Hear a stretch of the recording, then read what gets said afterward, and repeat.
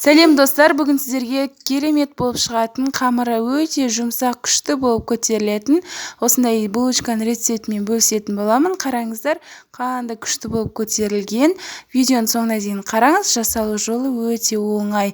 Ең алдымен ыдысымызға жылы сүтімізді құямыз, оның үстінен қант саламыз, жақсылап қозғаймыз және жарты қасықтай, шай қасықтай тұз саламыз. Оны да жақсылап қозғап 5 граммдай дрожь салатын боламыз, оны да жақсылап қозғап аламыз.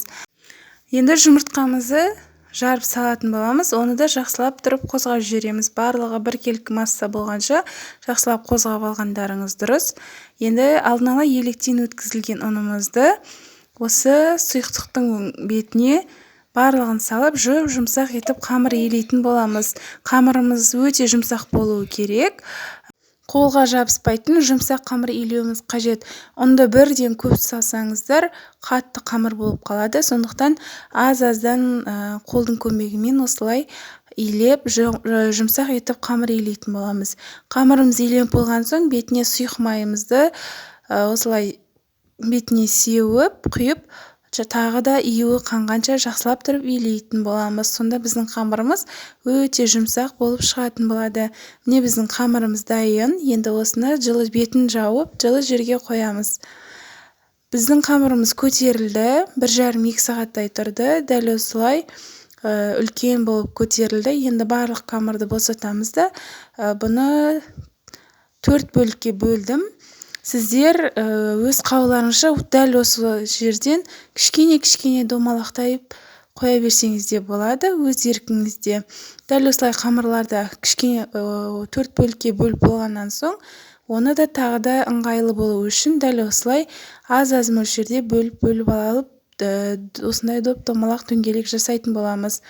Барлық дөңгелекті осылай үстелдің бетіне қолдың көмегімен домалатып жасап, противеньге май жағамыз, немесе пергамент қағазын төсеп, соның үстіне де қоя салсаңыздар болады.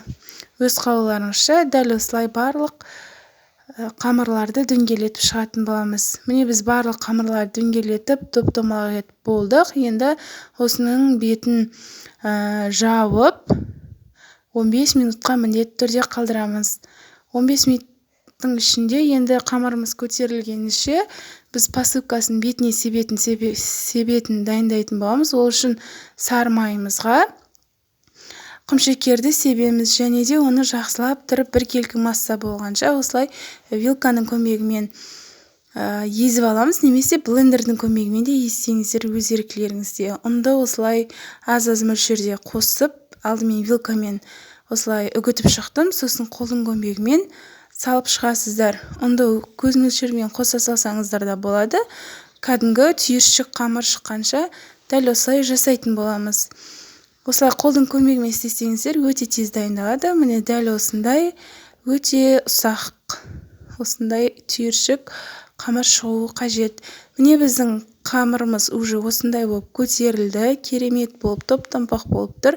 Барлығын бетіне жұмыртқаның сарысын жақсылап тұрып жағып шығамыз. Және де осы дайындаған сеппемізді бетіне қасықпен барлығына бірдей етіп, біркелкі етіп сеуіп шығамыз. Осы сеуіп жатқан кезде пешімізді алдын ала 180 градусқа қыздырып қойыңыздар. Қызып тұрған пеште 25-30 минутта пісіп қалады. Міне біздің булочкаларымыз пісті. Өте керемет болып шығады. Жұмсақ өзі, қараңыздар, кәдімгі қолмен басқанда да қайта көтеріледі. Іші жабысып қалмайды, толықтай пісетін болады. Дәл осы рецептпен міндетті түрде сіздер жасап көріңіз. Өте дәмді болып шығады. Сізге де балаларыңызға да ұнайды. Рахмет.